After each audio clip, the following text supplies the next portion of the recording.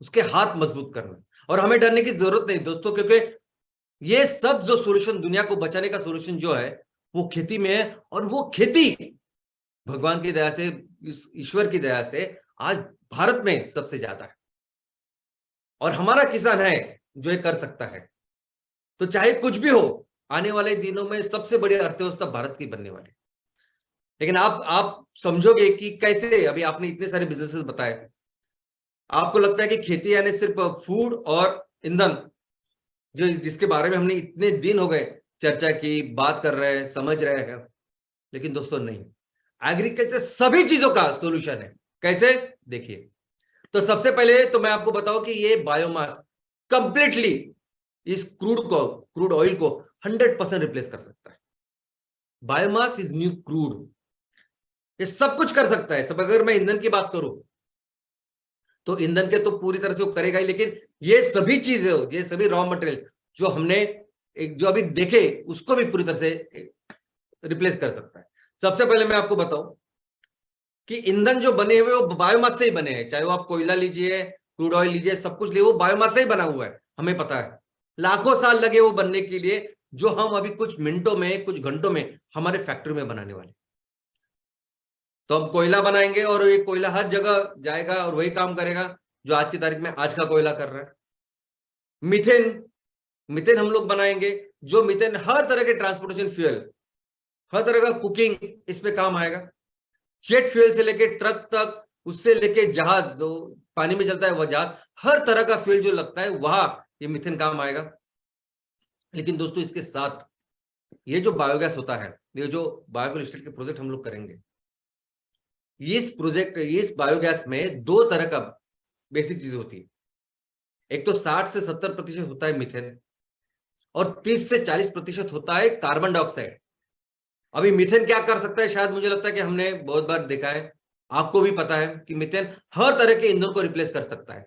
लेकिन ये जो कार्बन डाइऑक्साइड है, ये क्या कर सकता है, ये शायद आपको अंदाजा नहीं है। ये कार्बन डाइऑक्साइड से बनता है मिथेनॉल। मिथेनॉल, अभी ये मिथेनॉल वो सब कुछ कर सकता है जो आज की तारीख में क्रूड ऑयल इन सभी बिजनेसेस के लिए करता है।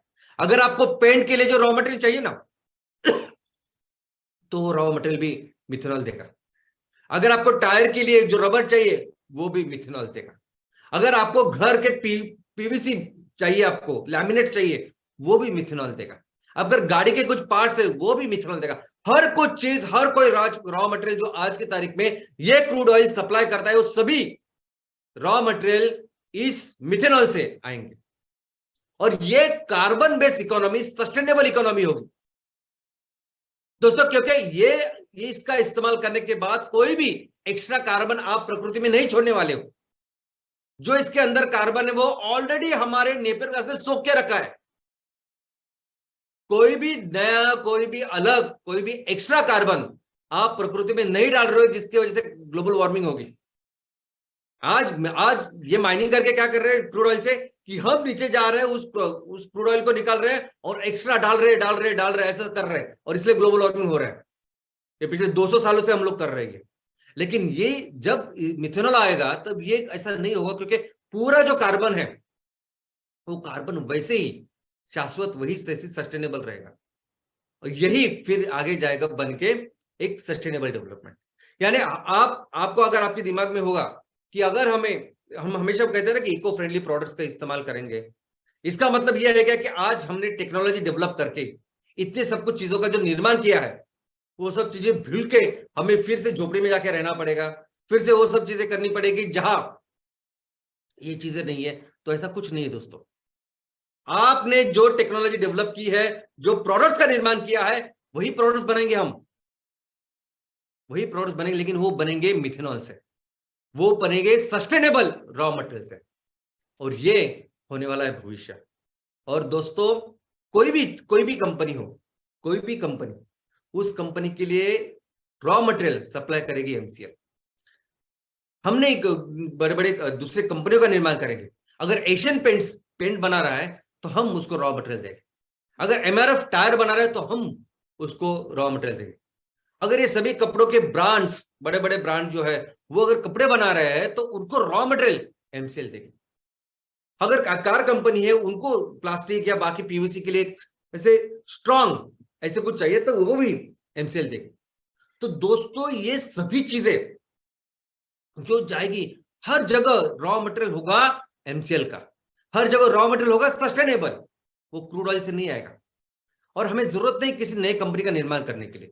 आज देखिए, यानी आपको लगता है कि पॉसिबल होगा क्या, मुमकिन होगा क्या, तो आज की तारीख में मैं आपको बोलता हूं कि ये जो इलेक्ट्रिक व्हीकल्स है, आज की परिस्थिति 90% ये सभी जो बैटरीज है वो चाइना सप्लाई कर रहा है दुनिया को। 90%। आपने अगर मर्सिडीज की इलेक्ट्रिक व्हीकल ली तो उसके बीच में भी जो बैटरीज है वो सभी चाइना ने सप्लाई की, चाइना की है। टेस्ला इतनी सारी कारें बनाई है, सभी जो बैटरी है वो सभी चाइना की है। आप अपने देश में, अपने शहर में अगर टाटा की गाड़ी लोगे इलेक्ट्रिक, तो उसमें भी चाइना की ही बैटरी है। ये तो हुई बैटरी की बात, ट्रांसपोर्टेशन कारों की बात। सोचिए एमसीएल क्या करेगा, सोचिए हम लोग क्या कर सकते हैं जब ये सस्टेनेबल रॉ मटेरियल जब हम सभी इंडस्ट्रीज को देंगे तो। और हमें जरूरत नहीं इन चीजों को ब्रांड बदलने की। अब आप अपना धंधा करो। अभी चाइना ने थोड़ी अपने कारों का निर्माण किया, कोई जरूरत ही नहीं। हम अपना काम करें अच्छी तरीके से। मर्सिडीज को कार बेचने दो, टाटा को कार बेचने दो, चाइना उसको सप्लाई करेगा। वैसे ही हो सकता है आने वाले दिनों में। और दोस्तों सोचिए फिर क्या हो सकता है, फ्यूचर क्या हो सकता है। आज दुनिया की सबसे बड़ी जो कंपनी है ना, उसका वैल्यूएशन पता है आपको कितना है? $3 ट्रिलियन, $3 ट्रिलियन का। और पूरा भारत, ये महान भारत देश, उसका जीडीपी कितना है? तो $3.25 ट्रिलियन। जब एक काम करेंगे ना हमारे सब किसान मिलके, ये करोड़ों मिलके, ये 3 ट्रिलियन क्या, उससे कई ज्यादा सिर्फ हम लोग तैयार करेंगे। यानी कोई एक पहली जो नंबर 1 की कंपनी है, ये कुछ भी नहीं है। ये जो पूरा वैभव हम लोग देख रहे हैं, ये जो संस्कृति हमने देखी है, ये हमारे पुरखों ने जो किया है, इसकी क्षमता रखते हैं हम। ऐसा नहीं कि मैं कुछ नए, कुछ एकदम आउट ऑफ द वे जाके कुछ बोल रहा हूं, जो मन गढ़ंत कुछ बोल रहा हूं। ये हमने किया है और ये फिर से होने वाला है। और दोस्तों लेकिन अगर प्रोडक्ट्स की भी बात करेंगे ना, तो हमेशा हम कहते हैं कि 3 प्रोडक्ट्स है: ईंधन, फूड, ऑर्गेनिक फूड प्रोडक्ट्स और इको फ्रेंडली। ऐसा नहीं, आने वाले दिनों में क्या क्या हम लोग बेचेंगे, क्या किसमें एमसीएल होगा, आपको अंदाजा ही नहीं। सिर्फ मेटल्स जो जमीन में ही मिलते हैं वो छोड़ के मुझे लगता है कि हर जगह पे आज एमसीएल काम कर सकती है। सस्टेनेबिलिटी यानी विकास तो होना चाहिए, डेवलपमेंट होनी चाहिए। आप और बेहतर बेहतर बेहतर जिंदगी जीने का हक सबको है, पूरी दुनिया को है, करना ही चाहिए। लेकिन ये विकास शाश्वत विकास होना चाहिए। ये विकास ऐसे नहीं होना चाहिए कि विकास के नाम पर आप अपने घर को जला रहे हो, विकास के नाम पर आप अपने आजू बाजू जो जीव है उनको हमेशा के लिए बर्बाद कर रहे हो, एक्सटिंक्ट कर रहे हो। इसको विकास नहीं करेंगे तो एक्चुअली विकास कैसे होना चाहिए, ये सभी इंडस्ट्रीज किस तरह से काम करना चाहिए, ये पूरा सबक हम सिखाएंगे लोगों को, हम बताएंगे लोगों को, करके दिखाएंगे लोगों को। दोस्तों ये भारत की ताकत है। कितनी बार, यानी मैं जितना बोलूं उतना कम है।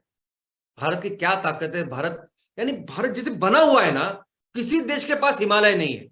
आप मुझे बताइए, किसी भी देश के पास हिमालय नहीं है इतना। और हिमालय ने क्या किया है हमारे क्लाइमेट के लिए, हमारी जमीन के लिए, हमारे लोगों के लिए, ये आप पढ़ोगे, शायद मुझे अच्छा लगेगा फिर से आपको बताने के लिए नेक्स्ट टाइम कभी, तो आपको पता चलेगा क्या किया हिमालय ने, किसी के पास नहीं है। और इसी हिमालय से दुनिया की बड़ी बड़ी नदियों का निर्माण होता है। और इन नदियों ने जो मिट्टी का निर्माण हमारे देश में किया, ये किसी के पास नहीं है। जो व्यवस्था नीचे है साउथ में, जो पूर्व और पश्चिम तटीय है, तो सब कुछ मुझे हमेशा लगता है कि ईश्वर ने अपने हाथों से भारत को तैयार किया है। जो लोग है यहाँ, जो सी संस्कृति है हमारे, हम हमेशा दुनिया का नेतृत्व करेंगे, कल भी करेंगे, कल भी क्या था, आज करेंगे और आने वाले दिनों में भी करेंगे। लेकिन ये जो सवाल है ना, कौन से पद्धत से, कौन से वे से, ठीक है भारत में ही सब कुछ करेगा, पूरा जो खजाना है दुनिया का वो भारत में, चलो ये तो तय हो गया, लेकिन करेगा कौन, वो खजाने का मालिक कौन बनेगा। अब ये चित्र जो आपके सामने है ना, ये चित्र ब्रिटिश इंडिया का चित्र है। अब इस पे देखोगे तो सब भारतीय लोग हैं आपके सामने नजर आएंगे। अलग अलग बेस में है, अलग अलग कपड़ों में है, लेकिन नौकरी किसी कर रहे हैं? ब्रिटिश लोगों की। ऐसी सेम परिस्थिति आज हमारे सामने है, जो बहुत बड़ी इकोनॉमी हो सकती है। कभी मैं आपको बताऊंगा जापान का एग्जांपल कि कैसे उन्होंने अपनी इकोनॉमी को प्रोटेक्ट करते करते वो इतनी बड़ी इकोनॉमी बनी। ऐसा हमारे पास तो नहीं है। आज कितने सारे लोग, ये जो भी कंपनियां आज हमारे देश में काम कर रही है, ये हमारे थ्रू ही तो कर रही है। आप ही तो जाते हैं उनके लिए काम करने के लिए, जॉब के लिए। हमारे सभी भारतीय तो जाते तभी जाके धंधा कर रहे हैं ना वो लोग। तो हमने भी अभी ऐसे अलग अलग कपड़े पहन के रखे हैं जो उनके कंपनियों के हैं, जो दूसरे ईस्ट इंडिया कंपनी वर्जन 2 के है, और हम अपने देश की इकोनॉमी को चला रहे हैं। लेकिन दोस्तों, ये हम होने नहीं देंगे। एमसीएल होने नहीं देगा। एमसीएल का सिर्फ एक ही मकसद है, हमको पता है ये होने वाला है, हमको पता है कि भारत फिर से नंबर 1 की अर्थव्यवस्था बनेगी, लेकिन वो हम बनाएंगे, हमारे लोग बनाएंगे। जो भी उसका फायदा होगा वो हमारे ही लोगों को होगा। जो भी मुनाफा होगा, जिससे संपत्ति का निर्माण होगा, वो हमारे लोगों में बांटी जाएगी। कोई बाहर की कंपनी इसको ओन नहीं करेगा। संपूर्ण स्वराज्य, ये हमारा लक्ष्य है। और दोस्तों, यही कारण है ना, यही कारण है कि अगर आपको लगता है कि मैं कुछ चीजें क्यों नहीं करता जो बाकी की कंपनियां करती है, क्यों बाकी की कंपनियां आराम से कुछ कुछ करती है, आगे जाती है, मैं क्यों किसी की सुनता नहीं, मैं और बहुत सारे आपको जो एक्सपेक्टेड चीजें होती है कि ऐसा करना चाहिए सर ने, या ऐसा करना चाहिए एमसीएल ने, एमसीएल नहीं करती, एमसीएल सुनती नहीं किसी का, बहुत एडमेंट है एमसीएल। देखो, है हम नहीं बनना चाहते फ्लिपकार्ट, हम नहीं बनना चाहते कोई ओला या कोई भी कंपनी, नहीं बनना चाहते हम। वो हमारा जो लोगों का भविष्य है उसके लिए काम करेंगे। जो भी मेहनत करेंगे, जो भी बिजनेस करेंगे ना, वो हमारे दम पर करेंगे, हमारे लोगों के लिए हमेशा करेंगे, और किसी दूसरी कंपनी को यहां आने नहीं देंगे। और दोस्तों,